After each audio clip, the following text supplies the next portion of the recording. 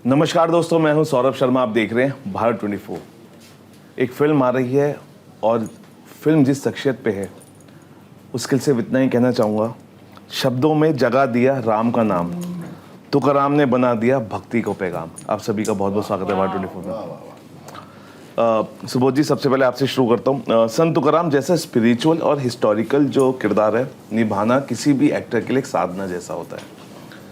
हालांकि आपने मेंटली और स्पिरिचुअली बहुत ऐसे किरदार किए, लेकिन संत तुकाराम कितना मेंटली और स्पिरिचुअली आपको इस किरदार के लिए मेहनत करनी पड़ी? बहुत डिफ़िकल्ट है। डिफ़िकल्ट इसलिए है क्योंकि एक तो एरा अलग है जी, ये बात तो बेसिक है, लेकिन सबसे इम्पोर्टेंट बात है कि हम लोग बहुत भौतिक हो गए, मतलब फिज़िकल चीज़ों में इंटरेस्ट लेने वाले हो गए। आज हमें घर में एसी चाहिए, घूमने के लिए गाड़ी चाहिए, वो भी एसी चाहिए, फ्लाइट से हम लोग घूमेंगे, तो जीवन के कष्ट को हमने अपने आप से बहुत दूर कर दिया है। ये कष्ट जो है ना, वो ट्रैवलिंग के है, वो मेहनत वाले कष्ट नहीं है जी। तो एक तो इतने शुद्धता जो हमारे जीवन की थी, हमने धीरे धीरे उसको खोना शुरू कर दिया है।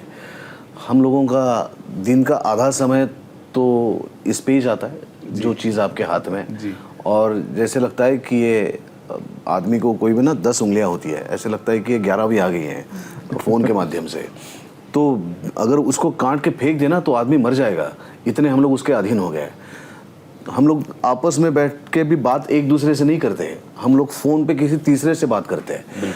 तो ऐसी अवस्था में, उस अवस्था में जाना सबसे ज़्यादा कठिन है, जहाँ पे लोग दूसरे से नहीं, पहले अपने आप से बात करते थे और फिर दूसरों की बात समझ के वो तीसरे तक पहुंचाते थे। तो ये जो मतलब काल का परिणाम है, जो 400 साल में हमारे अंदर आ गया है, तो उसको बाहर निकाल के उनके अंदर जाना बहुत मुश्किल था। और वो पॉसिबल हुआ क्योंकि आदित्य ने जो लिखा था उनका किरदार स्क्रिप्ट में, और जो उसने रिसर्च किया था, जो उसकी क्लैरिटी थी, अगर आपके डायरेक्टर की क्लैरिटी हो, उसके विचारों में स्पष्टता हो, तो आपको भी काम करने में मज़ा आता है, आपको भी एक फोकस मिलता है कि आपको कैरेक्टर को किस दिशा में लेके जाना है। Sir, captain of the ship, आपसे एक सवाल।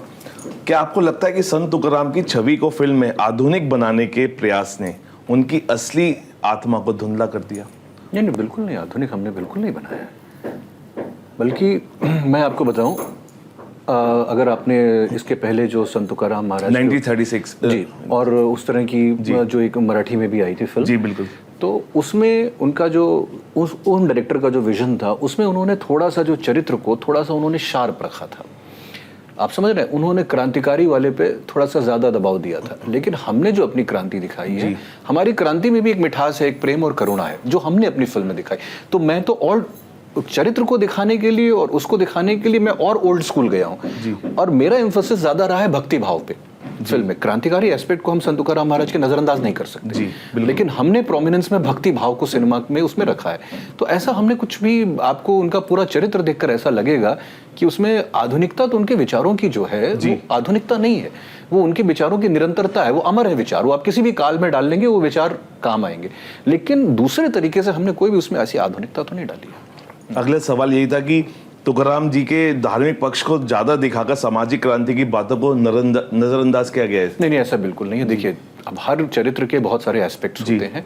एक फिल्म में हम हर चीज को बहुत ज्यादा सेटिस्फाई नहीं कर सकते हैं, लेकिन जैसा आपने ट्रेलर देखा, ट्रेलर में देखिए एक जाति उसकी बात भी हो रही है कि मनुष्य की पहचान उसके कर्म से होती है, उसके व्यवहार से नहीं होती। तो एक तरफ तो वो बात हो रही है। अच्छा, ये तो आज की डेट में एंटी कास्टिज्म के ऊपर एक, फिर वो बोल रहे हैं कि हवा, पानी और भूमि और ईश्वर के नाम पे सबका बराबर का अधिकार है। तो अगर आप इसको ध्यान से सुनिए और ध्यान से पढ़िए और ईश्वर नाम, तो ये ऑलमोस्ट एक सोशलिस्ट विचार है, ठीक है। फिर वो कह रहे हैं कि राम कृष्ण हरि और यही वेदों का सार है, यही उपनिषदों का वो है, तो ये एक धार्मिक विचार है। तो आप समझ रहे हैं, मैं बैलेंस करके चल रहा हूँ सारी चीजें। आपके पास आता हूँ दोबारा।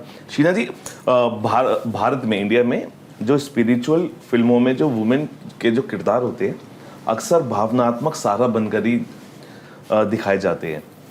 क्या आपको लगता है कि आपका किरदार इस सीमाओं को तोड़ता है? वाह, जी हाँ, डेफिनेटली 100%। जी।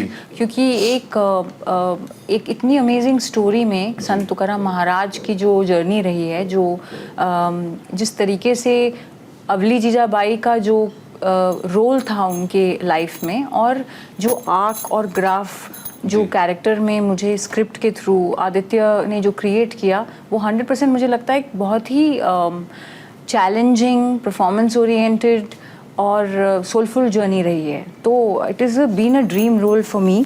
तो आपका आंसर जो आपने पूछा, उसका आंसर इज यस। अच्छा, Jijabai is often portrayed as harsh and jealous. क्या आपने इस किरदार को एक अलग रोशनी दिखाने की कोशिश की है? जी नहीं, जो स्क्रिप्ट में थी, जो आदित्य का विजन था वैसे ही। और मुझे लगता है आज अगर आप कोई भी, if you ask any woman what she wants most is she wants the love and attention of her husband, and you know that is prem, love, right? तो वो चीज़ ही तो underlining that जो इनके अंदर में क्यों था, वो एक तरीके का एक रिवोल्ट, एक कि ये क्यों नहीं टाइम दे रहे हैं, यू नो, एंड क्यों ये अपने भक्ति और ये चीज़ों पे। तो आज के टाइम में भी देखो तो ये कितना रेलेवेंट है। I don't know if you are married और if you have a girlfriend, but you know that if you don't give her time what can happen and how much of fight happens, right? तो हम ये relevance की बात करें तो it's a very basic human emotion. वाह शिवाय, अगर मैं आपसे भक्ति और कला का क्या रिश्ता आप देखते हैं? क्योंकि एक्टिंग भी एक भक्ति की तरह हम करते हैं स्टार के लिए, लेकिन भक्ति और कला का क्या रिश्ता आप समझते हैं? आपने जो स्वयं जवाब दे दिया, कला में ही भक्ति है और भक्ति में ही कला है। तो कलाकार जब अपनी कला को भक्ति के चरम स्तर पे से उसको मानने लगता है, उसकी पूजा करने लगता है, तो वो निखर के आता है जी। तो वही एक बड़ा रिश्ता है। और इसको मैंने जितनी शिद्दत से, जितने अच्छे से हो सकता था, मैंने इसको करने की कोशिश की।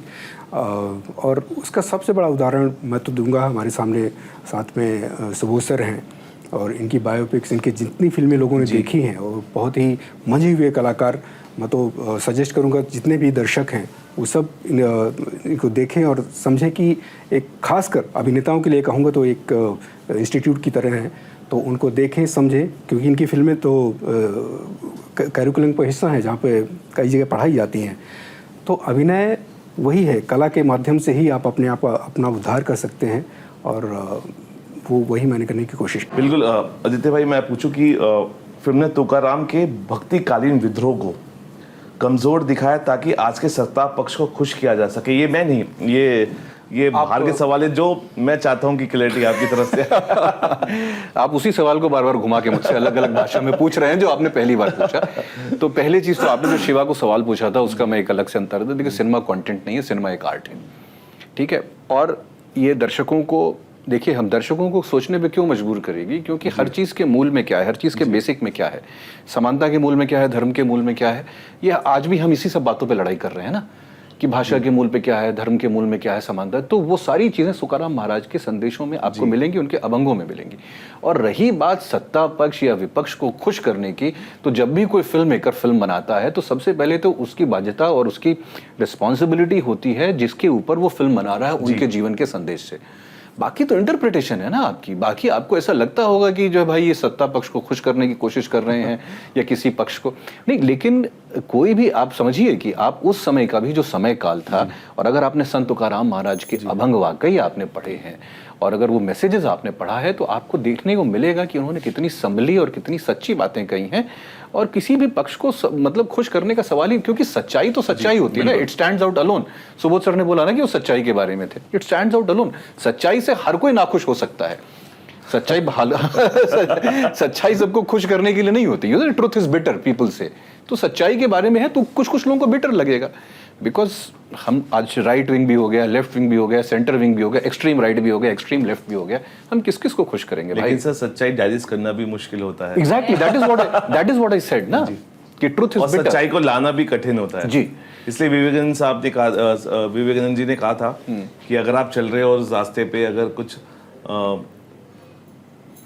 बाधाएं ना आए तो समझ लेना रास्ता बिल्कुल बेकार है जी। तो मुझे लगता है कि एक रास्ते पे चल पड़े और ये सच्चाई लानी चाहिए। और क्योंकि बहुत से आज युवा पीढ़ी, सुबोध जी मैं अगर जानना चाहूँ, क्योंकि ये फिल्म को देखकर युवा पीढ़ी क्या सीख सकती है? खासकर जब जब भक्ति, सच्चाई और आत्मबल जैसे मूल्य आज कमजोर होते जा रहे हैं। मुझे लगता था एक मन की शुद्धता होती है। जी आजकल क्या है कि वेरी शॉर्ट में आपको जवाब देता हूँ। भारत में पहले लोग जन्म लेते थे ना तो भारतीय कहलाते थे। जी आज भारत में जन्म लेते हैं तो वो किसी पक्ष के कहलाते हैं।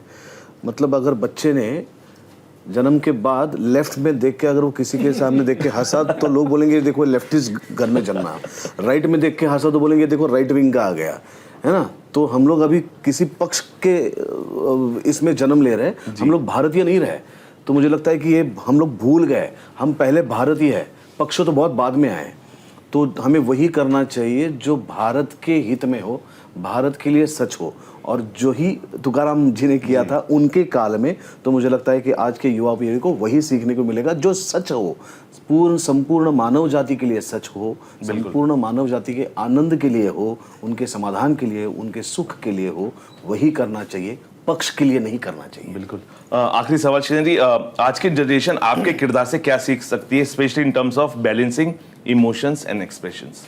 Wow, I think just the fact, एक ही चीज़ मैं कहना चाहूँगी मेरे किरदार से, हमारे फिल्म के जो मैसेज से, वो एक ही चीज़ मैं मैसेज बोलना चाहूँगी, और वो है कि अगर आप किसी भी चीज़ को सच्चे दिल से चाहें आप उसे पा सकते हैं। What you can believe and think of, you can have it in your hands, which was the message of संत तुकाराम महाराज। और जाते जाते मैं भी ये कहूँगा कि ना सिंहासन का मोह, ना संसार का डर, तुकाराम ने हर शब्द में बसा दिया ईश्वर। फिलहाल भी के लिए इतना ही। आप बने रहिए भारत 24 के साथ।